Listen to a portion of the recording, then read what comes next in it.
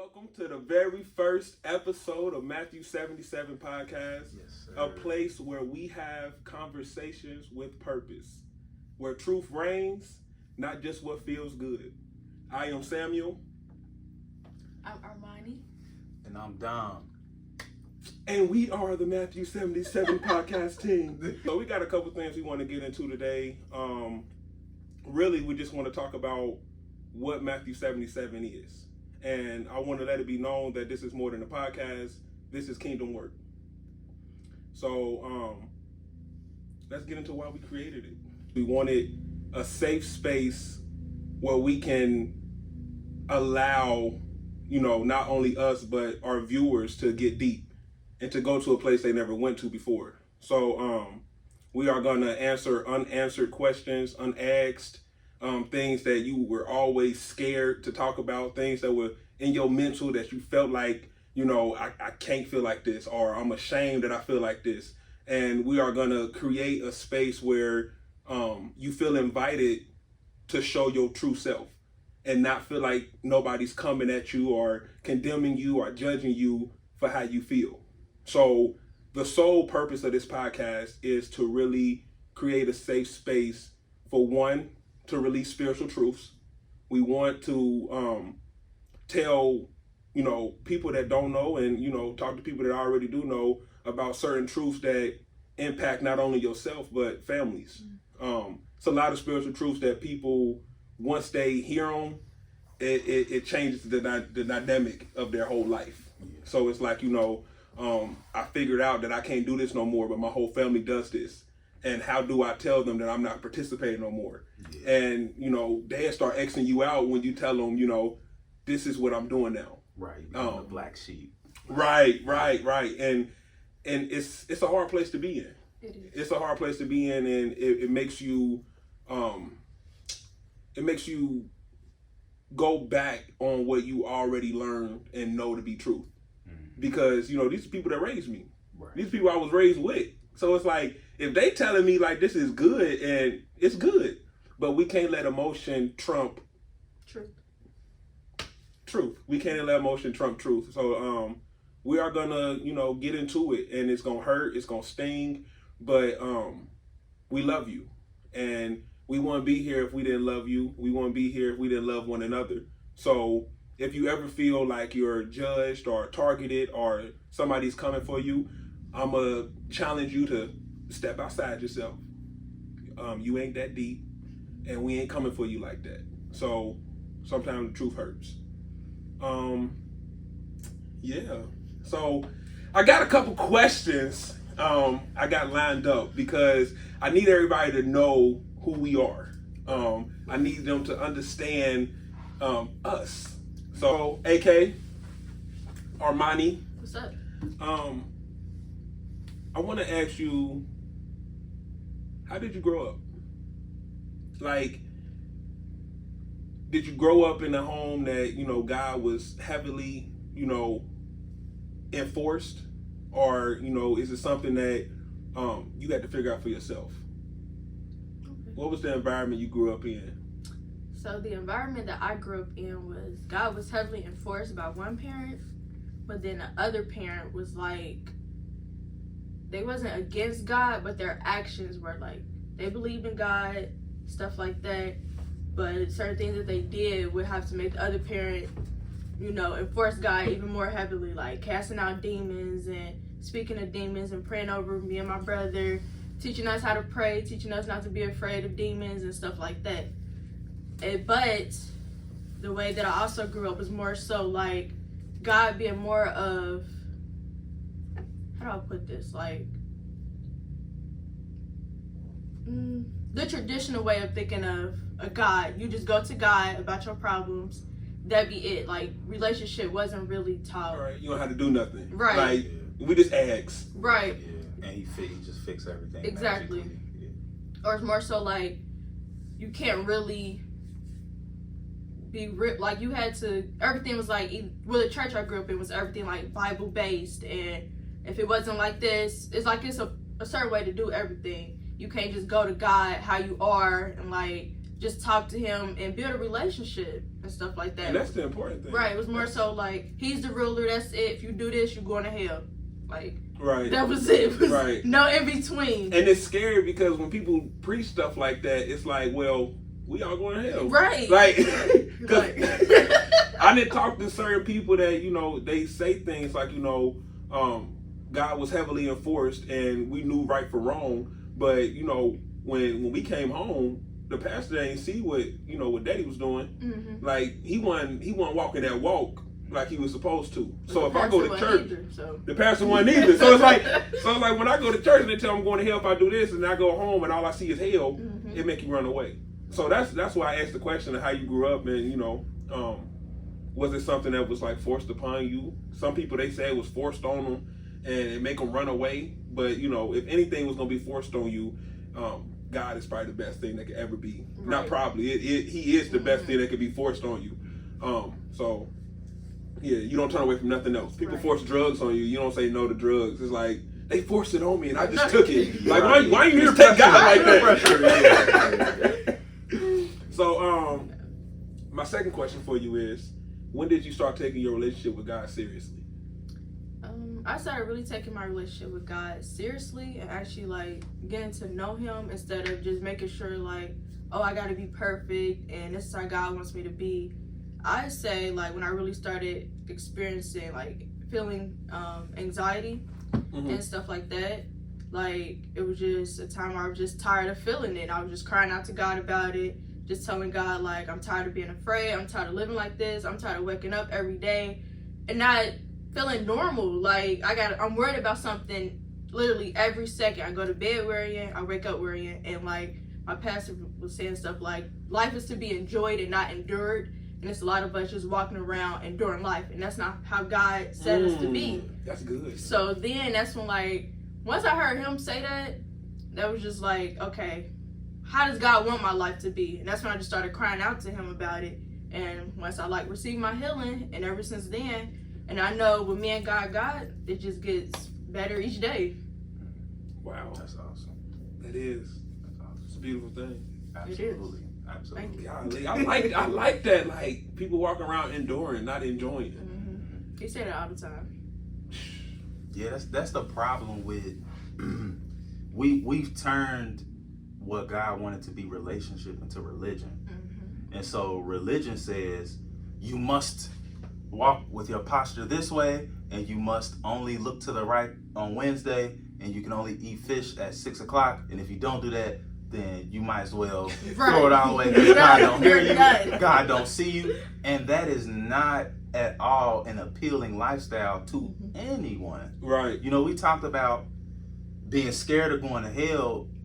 So I dare say that 70% of people who get saved do it out of fear. Mm-hmm. I heard it this way. They wanted fire insurance, right? It's like the pastor say this, and that is going to take you to hell.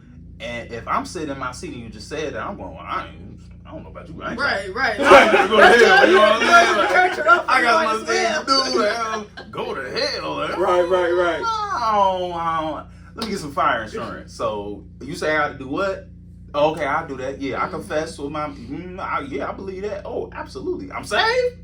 Bet. I'm saved. My man, you know what I'm saying? And so, people getting saved that way, we get them to that point because hell is real. Mm-hmm. And yes, if you do not, live righteous, if your life does not please God, then when it's all said and done, that's where you'll spend eternity. However, going back to, like, I like this, relationship over religion. Relationship says that if I seek God, what he'll do is he'll cause a change in me to where it's not so rigid that I gotta do this, do that, and don't do this. Right. But just simply because I'm so close to him and I love him, he gives me the ability to just live righteously. And now the things that I do, I can enjoy it. I don't have to worry about, is this wrong? Right. Should I not be doing this? Is anybody watching me? You know what I'm saying? That takes away from, because people get stranded there. Okay, I came to Christ. Mm-hmm. I came to the altar. I said this prayer. I got my fire insurance. right? But now what? Right. And it's like you get slapped with this list of rules, like, and especially in 2022, and especially with young people, right? You're not converting anybody with that strategy. So, oh, that was good. That is good, because like it then it leads us to projecting onto others and being the judger of their actions, and that's not what we were put on earth to do. To tell somebody that, okay, well, I'm saved, and I know you're not supposed to do this, you're not supposed to do that, and I see you doing this and doing that, so you going to hell. It's like, who are you? Right. To tell me We're that. supposed to be guides. Right. And the best way to be a guide is, by example. The best tour guides go on the tour with you. Right. They don't just point and tell you to, hey, you want to go down through the woods. Right. And, I mean, just like we just went to Best Buy. And that just came to my head. Like, the best tour guides go with you, and we have to be willing to go with. The same way God does with us. Like, when we're going through stuff, he don't just sit way up high and be like, all right, you got to figure it all out by yourself. He is literally with us. The whole time, whether we realize it or not. And that's, man, relationship. Man, following Christ is a cheat code, man. It really is. I think it was Pastor Breedy that told us, and I never looked at it this way, but when we ask God to work through us, it's like from that moment, it's like, we're not doing nothing. He's just using us, and our willingness is it. He's doing the work. It's like we're not even doing the work. We can feel like we're doing the work, but it's like God doing everything, and it's a cheat code. It is an absolute cheat code. Dominic, I knew how you grew up. But I'm gonna ask you anyway because nobody else knew how you grew up. Right. So how did you grow up, man? Like Yeah. So I like to say it this way. I consider myself to be truly blessed because I was raised on truth. I was raised on godly principles, but it went beyond that. I was I've been up under my dad, up under Bishop, up under my grandfather my whole life. And then everybody in that, fellowship of Tri-Stone, I've been poured into by so many people. So it took it just beyond, we go to church on Sunday and on Wednesday and Bible school on Saturday. And, it actually created in me a desire to want those things and to want it on a more mature level. Like, I never wanted to go to children's Bible school. I wanted to be in the sanctuary and hear what they was hearing. I remember children's Bible. I remember that. Yeah, like I didn't want to go do the kiddie lesson on let's talk about how right. Jesus. I want to know about the blood. like I'm sitting here and I'm listening to what he talking about, and then we getting exited out to go do this. And it's not that I'm above that, right? And it's not that I got all that figured out. I know how that. It's not that. It's just I was always drawn to the deeper things because that's what I was being taught. Right. And that's what I was being poured into. Now, I was a child. Was we tired of being in church? Duh. Yeah. Like, was we hungry? Duh. Was we bored? Duh. Like, was we coming up with ways to, them little paper games you used to play, MASH, and, making paper airplanes, and absolutely. Like, me and my cousin Josh, like, that's what? Who you gonna marry? Where you gonna live at? Like, and quietly passing them so you don't get that side eye. Oh, like, my God. You don't get the side eye from the pulpit? I got those a couple times. I ain't gonna lie, I hurt. And the pew was like right, because he was in the praise team. Dad was in the praise team. So the pews was right there where the praise team at. Like, and I mean, the pulpit is right there too. So don't think that you getting away with nothing. But yeah, that's how I grew up. A solid foundation in the word, and plenty people that was pouring into me left and right. So that even more so, because I know what your second question is about to be, so I'm just gonna segue into it. All right, gonna segue into it then. That for me really eliminated any of the excuses that I could try and come up with, or it really always left that place where I was gonna feel convicted when I tried to fit in and do other stuff that other people was doing, and turn away or try to run away from what I was always taught.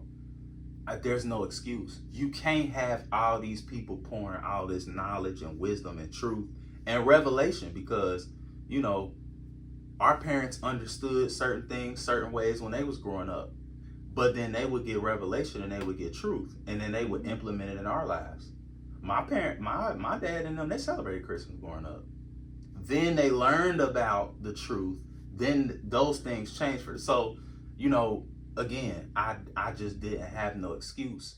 So in my time where I was trying to do other stuff and I was trying to fit in, because it's not comfortable to stand out. Mm-hmm. It's not comfortable to be different. It's not cool to, well, I believe this and this is my faith. Like, especially not so young and you in school. I'm not going to school where people are saying praise the Lord when they see me every day. Like, that's not how they greet me. They're not saying, how you doing, young man of God? Like, that's not what they're doing. You a weird kid. Yeah, you know what I'm saying? I will never forget this. One of my homies, like, set up this fake intervention for me. And I came to school in the lunchroom.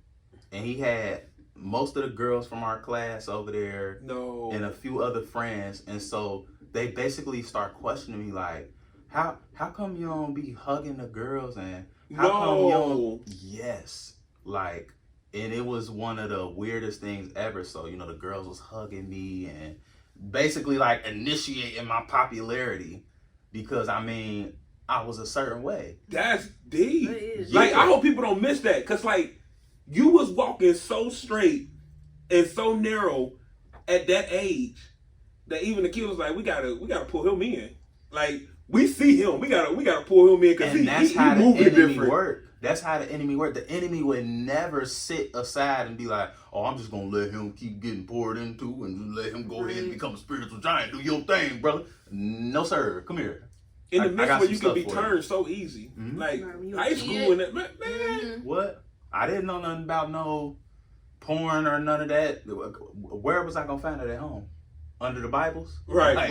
So I went to school and started seeing that. And I didn't know what I was looking at. Mm-hmm. So there was an embarrassment there because everybody looking like, you don't know what this is? You don't know what that is? You don't talk like this? You ain't never heard of this? Right. You ain't seen this movie? Right. You ain't seen it? Like, it was that. So as far as, because even with all of that, you know, being that young and being immature, I didn't start taking things seriously. Mm-hmm. And, you know, at that time, I mean, I realize it now, how blessed I was and being poor. I didn't know that then, right? So for me, for many years, it was, this just what I was taught. Mm-hmm. You know, I believe this is what I was taught, so it must be true. It must be right. Right. So I'll say being 29, it wasn't until within recent years that I really started taking it seriously, where it became, I needed to know things for myself. Where in that time where I fake wanted to be on the opposite side of town from the family and do my own thing and dibble and dabble in this and that, just to come back to the realization that I don't want none of this, no way. Mm. Like, I this is not what fulfills me. This don't interest me. So that, because of those experiences, that's really how I started experiencing God for myself. Making it out of situations and being like, whew, like, you know what I'm saying? Like, overcoming stuff. Gosh. You saying that, man, I remember when I was in high school, and it'd be parties, and, you know, you go to no parties, and at least it was like this for me. I would go to a party, and nothing would pop off. Like, it's a normal night. Like, you know, the dancing, all that, you know, you might get a bite to eat, then you go home. Mm-hmm. A normal night. It's a night where I don't go and I stay at the crib. It's like, oh man, you should have been out tonight. They was shooting, and it's like, and that's how we thought. I never knew. Oh God, you was keeping me, and so much so you was keeping me so much so that I didn't even realize that me even being in a car with yada yada was.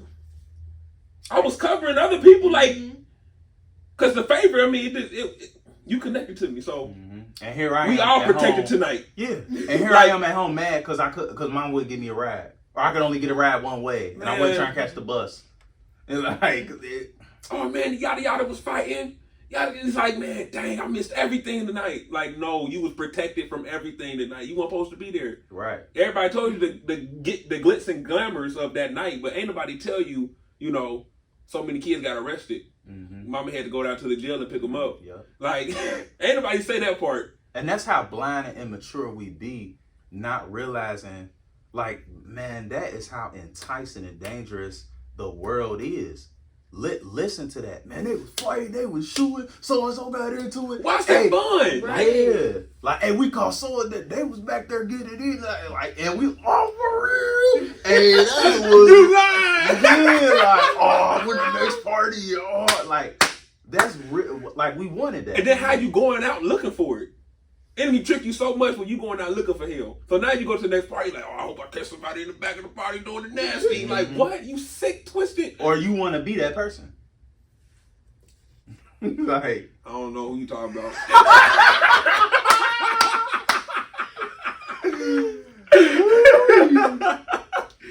Oh man, you gonna put my business up there like that? You know when son hit home and you can't play it off? yeah, Like when you sitting out there in the talking congregation, real like, loud in this mic, cuz like, oh but man, yeah, your turn. Right. oh man. So my parents, they wasn't on the same page when it came to God, you know. And my mom, she was the one that really made sure I had a relationship and I knew God. And the way that she did it for me, I love it. And I tell the story all the time because when I have kids, I'm going to do them the same way. We had to go to church every morning. Every Sunday morning, we were going to church. And at the time, we was in Middletown. So from Cincinnati to Middletown, that's about 40-minute drive. Every single Sunday morning, we know we got a 40-minute drive in the car. And we hope that stuff going to run hot. Because then we got to put the gallons of water. Been there. So every morning. And then Bible class and everything. She made us a 10. Even when we was too young to even understand and comprehend, she made us sit there. I don't care how bored you is. I don't care if you want to go home. You better You're act gonna sit like you here. got some sense. Act like you got some sense and sit there. So her whole thing was, you can do whatever you want to do when you're 18. And I don't even think she put a number on it like 18, but when you old enough to make your own decision whether you want to have a relationship with God or not, you can do whatever you want. But up until that age, you in church. And not because I'm forcing you, but because I need you to make your decision on some real facts, not just on how you feel. Like, you can easily say, I don't want to do it because church too long. I don't want to be there. It's too long. So I don't want to have a relationship. But it's like when you are, you know, put in a position where you really have to know God and, you know, you there so long, by the time you get to that age, I remember her looking at me and asking me the question. And I was like, what? I've been sold out. Like, once you know so much, you can't even turn your back. Right. You can try to turn your back, but it feels so heavy on you because you know you're doing wrong. So when it got to the point where I had to make my own decision, I already made it. Like, this is where I'm at. This is what I'm doing. And I thank her for that because she could have been lazy. She could have got her own in. Like, I'm gonna go get my own salvation, and you know, you figure it out. Yeah. But now she led by example, and it wasn't until I got out of high school till I realized my salvation is my own. I didn't always know that. I thought, you know, I used to run, and I wasn't a bad kid, but I didn't seek God like I was supposed to. I knew him. You can't be connected in the family I'm in without knowing him. But I wasn't seeking a real relationship. It was like, you know, God was something I knew of. Like, and when I got put in a position where it was like, nah, this is your salvation, this is on you. And what clicked it for me, I was in college. And my mom was helping me with the financials and everything. And I figured out that all this was in my name. I got the first statement back. And it was like I owed like 10 grand. I'm like 18 years old. I owe $10,000. I don't got no $10,000. That's how I'm thinking. And when I put two and two together, I said, oh, this all in my name. So, and I was undecided. And that's when I came back home because I'm like, hey, Mom, I'm an undecided college student. I don't know what I want to do in college. And I owe $10,000. I'm not about to keep spending money not to know what to do. Right. So when I figured out that debt was mine, I treated it different. When I figured out that salvation was mine, I treated it different. That's so good. when I had to go out there to really understand that, you know, God is with you and he been with you, but you got to choose him for you. Right. Understand that he gave you free will, but he didn't give you free will to not choose him. people use that free will like, you know, he gave us free will, we can do what we want. But sometimes what you won't send you to the wrong place. So it's like he gave you free will, but he wants you to choose some still. It's like us as humans. We all got free will, but nobody want a girl. No girl want a man that, you know, they got to force love me. Right. I want you to love me because you love me. Right. That feels, and that same feeling you get when somebody loves you on their own merit, that's the same feeling God get because you love. Right. Mm-hmm. So, yeah. So when I figured out salvation was your own, that's when I made that flip, and I still struggled because then it was like I had to let stuff go. Cause I still was stuck in my ways and I still had stuff I like to do. I still was a kid, and I let society get in your head, like do what kids do. Right. So it was like, you know, do the things that, and you a man, you a kid, and then you start becoming a man. So now you a man. So now it's like, hey, man got needs. Yeah. Do what you got to do, Mm-hmm. and everything was pulling me farther.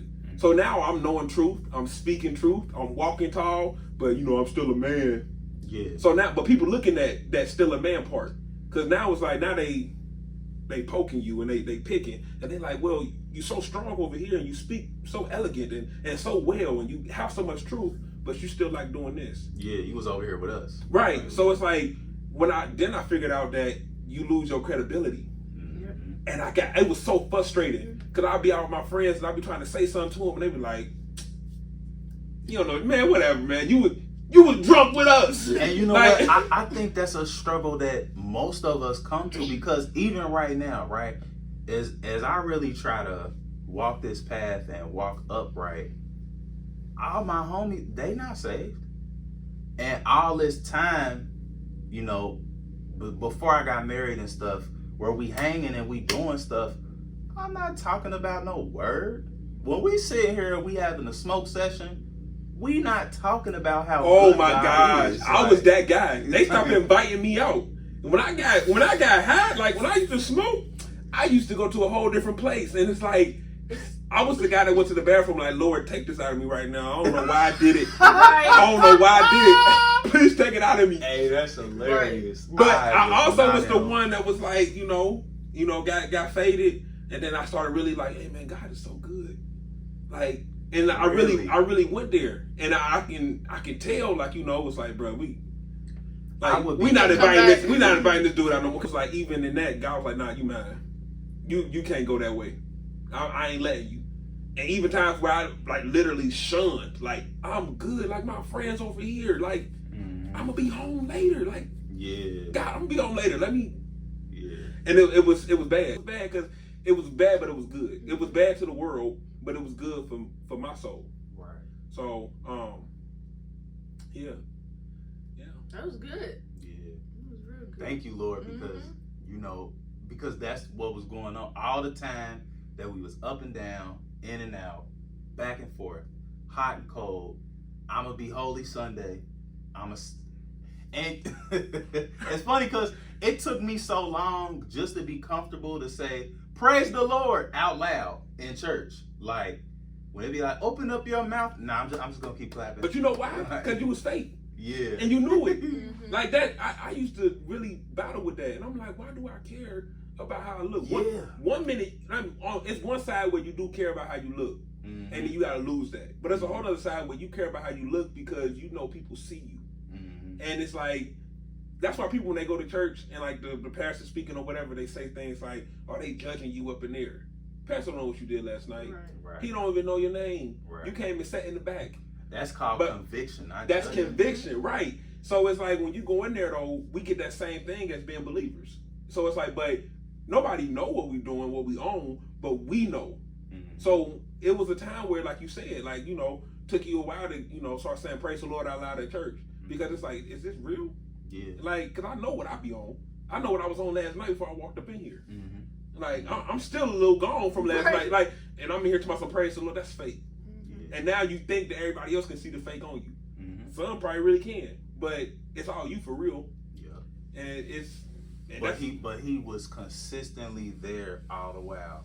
When he was hot, when he was cold, when he was lukewarm, when he was back and forth, when he was in and out, when he was holy this day, but you was down with the homies this day, you was down to ride this or this day, you was trying to see what you could get off, you know, at the crib on this day, But then, oh man, I gotta go over here because my dad really want me to be a Bible study today. And they preaching today. Like, let me show up here. This like all that. Wow, God was consistent when we wasn't. Like just there. Like imagine yourself, because you don't have children, right? No. Okay, so just imagine being a parent. I got 4 of them. Another one on the way. But imagine yourself being a parent and following your child around the house, and they don't know you there, and you just follow them around the house while they get into this over here, and they messing with this over here, and they know they shouldn't be touching the remote, but here they are touching the remote, and then they all of a sudden they act right and they playing with their toys over here, but then they leave their toys a mess, and they know they're supposed to clean up, and you just following them the whole time. You never left them.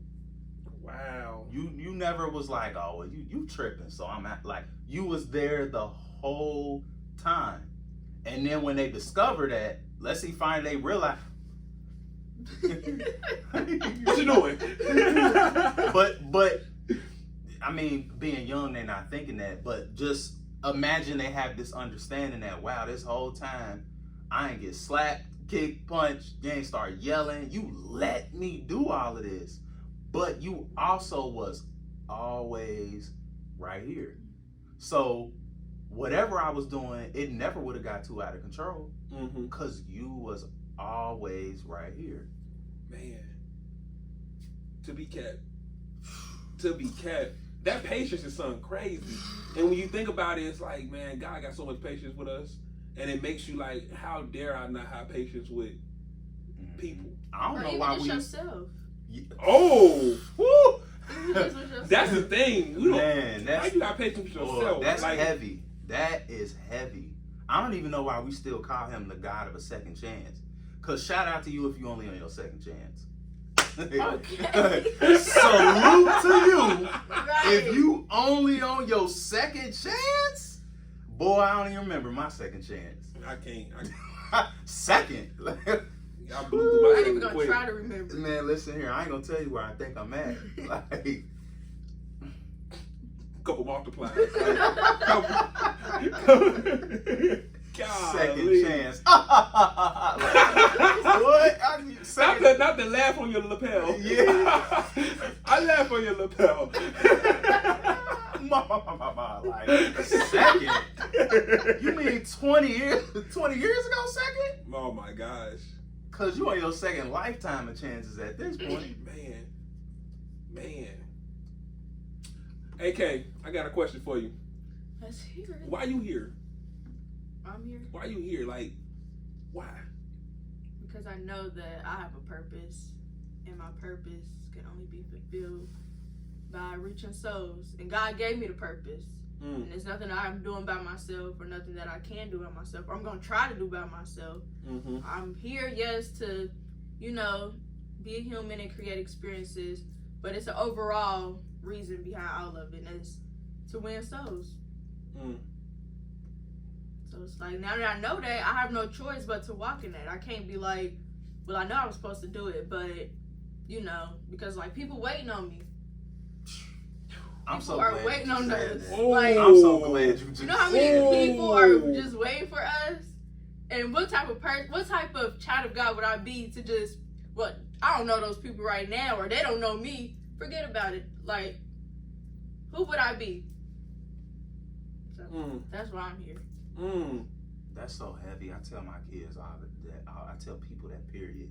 You possibly have hundreds, thousands, possibly millions of people that are just simply waiting on, and they don't know they're waiting on you, simply waiting on you to do what you're supposed to do.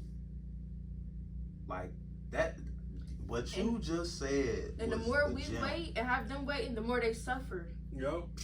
The more they suffer.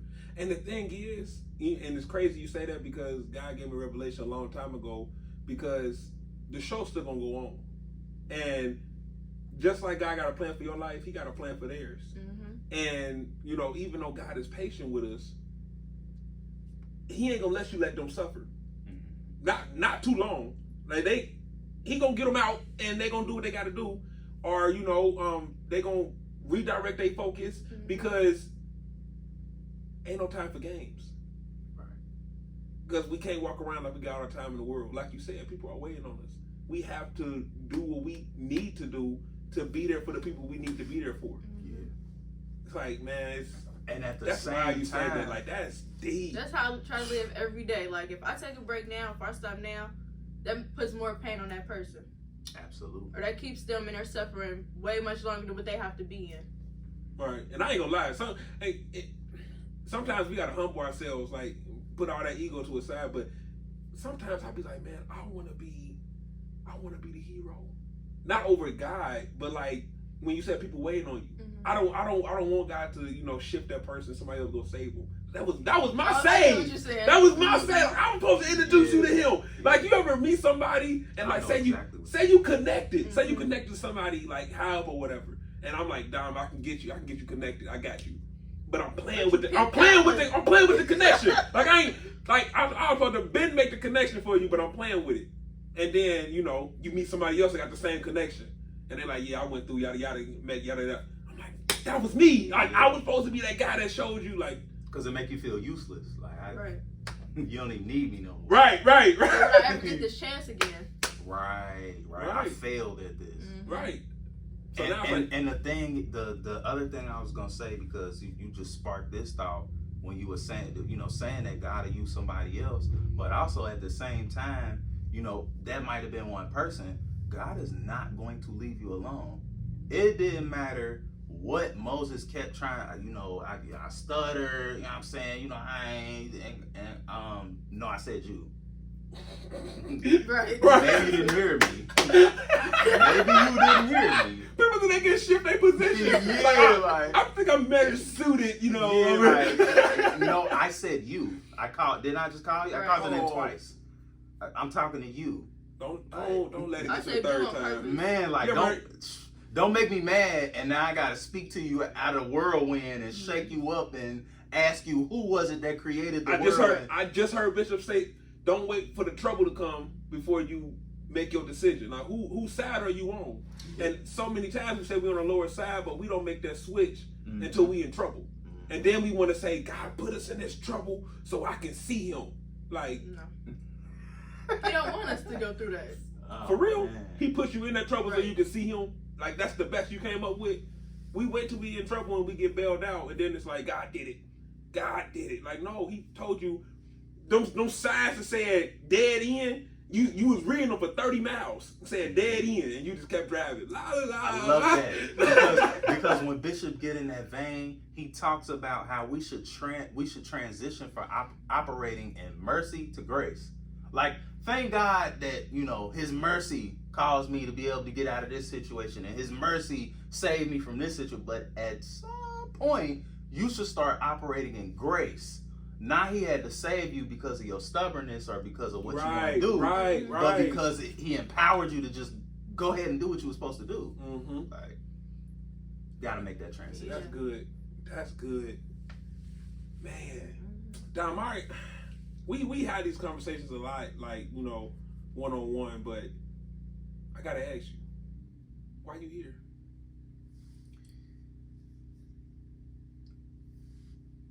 Specify that question for me. Okay. Out of everything that you can be doing to fulfill your purpose, to do the things that you have to be doing on this earth, why are you using everything that God has given you to be on this podcast, with us? Well, number one, because the person that called me to do this, was somebody who God has revealed to me is somebody who I'm going to forever be connected to in kingdom work. And now us together, I'm not excluded. I know, I get it. I understand.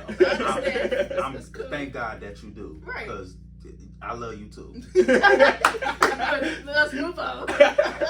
But there are things that specifically the two of us are called to do, and we're forever bonded, and we can't get away from each other because it's too much work to be done. So number one, when you called me, because it's a few people that could have called me, and I would have thought about it, but when you called me and said, "Cuz I need you," let's go. I need to suit up right now. That's first and foremost. But secondly, you know me. You're getting to know me. My purpose involves my mouthpiece. Period. I am not, and I'm not saying this to downplay myself. I married somebody who is incredibly, insanely creative. I mean, this woman can make something out of nothing. Like, that's her vein, that's her flow. She is the do-it-yourself queen. The way her mind works so differently from mine to create stuff, create a product, and be able to put all. That's not my thing. So, I'm not. That's. I know that. But what is my thing is speaking, talking. And it's something that now I pay attention to when I speak to people, and I notice their attentiveness, whoever it is. Or when I speak to people and I notice them allow me to have the floor. Because you got people who will talk and they'll get cut off a lot and get talked over a lot. And these are just things that I pay attention to. And I used to use this phrase where I would say I pride myself on things, but we know what pride comes before it. Right. So I had to stop playing with that. Yeah. And I don't like falling too much. You know, as a big man, falling ain't fun. 6'5". First of all, it's a slow fall. First of all, it's a slow fall. Slow and painful. How is this? It's a heavy fall. Bruh, I fall I like think I was once watching a the Fat year. Album movie. Hey, everybody's Fat Album. He said the falling the easy part. It's the getting up. Man, listen here. It's the getting up. That's It's the checking to see who saw you fall. Then you got the pain don't come right away. Ooh. It be later. Like, remember when you fell? You landed on your tibia. Like, that tomorrow morning wake up. Man, listen here. You know, why am I limping? We was at the bank. On behalf of the Matthew77 project team, we want to thank you so much for sharing your time with us, for tuning in to our very first podcast, and it is the first of many. I just wanted to give you a quick reminder to like, share, and subscribe, and even comment. Comment is the only way we know what's on your mind. It's the only way you can get those answers that you've been seeking. So look, remember, we are a community and we are together. We're going to grow together. We're going to get to Christ together. But we cannot help you if we don't know what's on your mind. Closed mouths don't get fed. So please, like, share, subscribe, and don't forget the most important thing. Comment. And look, be blessed, stay safe, and remember, God got you. And now we do too. He wants you to know that what's inside of you is like grandmama's greens. So don't give up. Your time is coming.